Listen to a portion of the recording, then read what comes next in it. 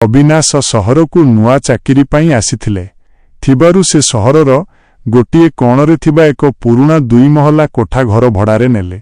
ଘରର ମାଲିକ ଜଣେ ବୃଦ୍ଧ ଲୋକ ଥିଲେ, ଯିଏ ଘର ଚାବି ଦେବାବେଳେ କେବଳ ଗୋଟିଏ କଥା କହିଥିଲେ, ଉପର ମହଲାର ଶେଷ କୋଠରୀଟି ସବୁବେଳେ ବନ୍ଦ ରହିବ, ସେପଟରେ ବି ଯିବନି। ପ୍ରଥମ କିଛି ଦିନ ସବୁ ସାଧାରଣ ଥିଲା, କିନ୍ତୁ ପ୍ରାୟ 1 ସପ୍ତାହ ପରେ ପ୍ରତିଦିନ ରାତି 9:30ରେ ଅବିନାଶଙ୍କୁ କିଛି ଅଜବ ଶବ୍ଦ ଶୁଭିଲା।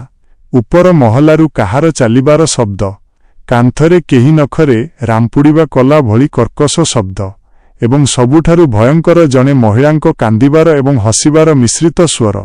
ଅବିନାଶ ଭାବିଲେ ବୋଧହୁଏ ତାଙ୍କର ଭ୍ରମ ହେଉଛି, କିନ୍ତୁ ଦିନକୁ ଦିନ ସେହି ଅଦୃଶ୍ୟ ଶକ୍ତିର ପ୍ରଭାବ ବଢ଼ିବାକୁ ଲାଗିଲା। ଘରର ତାପମାତ୍ରା ଅତ୍ୟଧିକ ଥଣ୍ଡା ହୋଇଯାଉଥିଲା ଏବଂ ପବନରେ ଗୋଟିଏ କୁହୁକ ଗନ୍ଧ, ପଚା ମାଂସର ଗନ୍ଧ ମହକୁଥିଲା।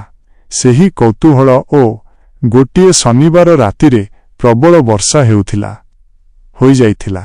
ଅବିନାଶ ମହମବତୀଟିଏ ଧରି ନିଜରେ ବସିଥିଲେ। ଉପର ମହଲାରୁ ଗୋଟିଏ ଶବ୍ଦ ହେଲା। ସେହି ବନ୍ଦ ଥିବା କୋଠରୀର କବାଟ ଯେମିତି ଆପେ ଆପେ ଖୋଲିଗଲା।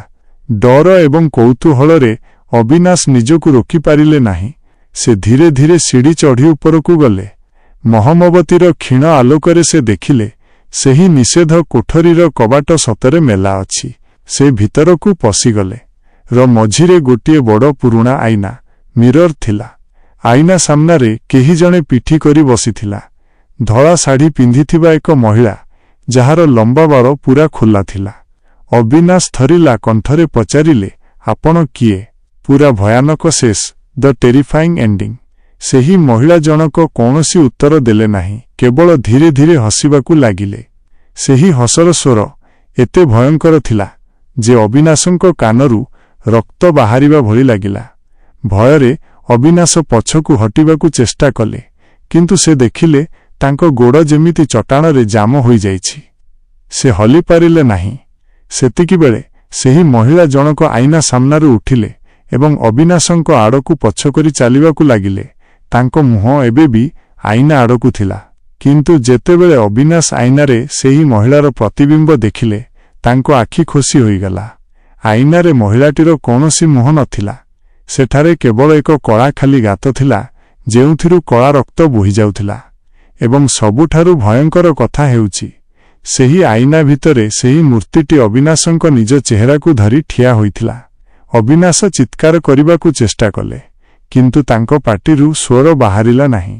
ସେହି ମହିଳା ବା ସେହି ସାୟା ନିଜର 2ଟିଯାକ ଲମ୍ବା, କଳା ପଡ଼ିଯାଇଥିବା ହାତ ଆଇନା ଭିତରୁ ବାହାରକୁ କାଢ଼ିଲା। ସତେ ଯେମିତି ଆଇନାଟି କାଚ ନୁହେଁ, ବରଂ ଏକ ପାଣିର ପୋଖରୀ। ସେହି 2ଟି ଶୀତଳ, ମାଂସହୀନ ହାତ ଆଇନା ଭାରି ବାହାରି ଆସି ଅବିନାଶଙ୍କ ବେକକୁ ଜାବୁଡ଼ି ଧରିଲେ ଏବଂ ତାଙ୍କୁ ଧୀରେ ଧୀରେ ଆଇନା ଭିତରକୁ ଟାଣିବାକୁ ଲାଗିଲେ। ଅବିନାଶ ନିଜକୁ ବଞ୍ଚାଇବାକୁ ଚେଷ୍ଟା କରୁଥିଲେ, କିନ୍ତୁ ସେହି ଶକ୍ତି ଆଗରେ ସେ ଅସହାୟ ଥିଲେ। ପରଦିନ ସକାଳେ ଘର ମାଲିକ ପୋଲିସ ସହ ସେହି ଘରକୁ ଆସିଲେ। ଉପର ମହଲାର ସେହି କୋଠରୀଟି ପୂର୍ବପରି ବାହାରୁ ତାଲା ପଡ଼ିଥିଲା। ପୋଲିସ ତାଲା ଭାଙ୍ଗି ଭିତରକୁ ଗଲା। ପୂରା ଖାଲି ଥିଲା। ଅବିନାଶଙ୍କର କୌଣସି ପତ୍ତା ନଥିଲା, କିନ୍ତୁ ସେହିରେ ଥିବା ପୁରୁଣା ଆଇନା ଉପରେ ପୋଲିସର ନଜର ପଡ଼ିଲା। ଆଇନା ଭିତରେ ଅବିନାଶଙ୍କର ଏକ ଚିତ୍ର ସ୍ପଷ୍ଟ ଦେଖାଯାଉଥିଲା। ସେ ଆଇନା କାଚ ଭିତରେ ବନ୍ଦୀ ହୋଇ ରହିଛନ୍ତି। ତାଙ୍କ ଆଖିରୁ ଲୁହ ବହୁଛି ଏବଂ ସେ ସାହାଯ୍ୟ ପାଇଁ କାଚ ଉପରେ ହାତ ପିଟୁଛନ୍ତି। ଆଉ ସେହି ଆଇନାର କାଚ ଉପରେ ବାହାର ପଟେ ରକ୍ତରେ ଲେଖାଥିଲା, ଏହି ଘରର ପରବର୍ତ୍ତୀ ଭଡ଼ାଟିଆ କିଏ?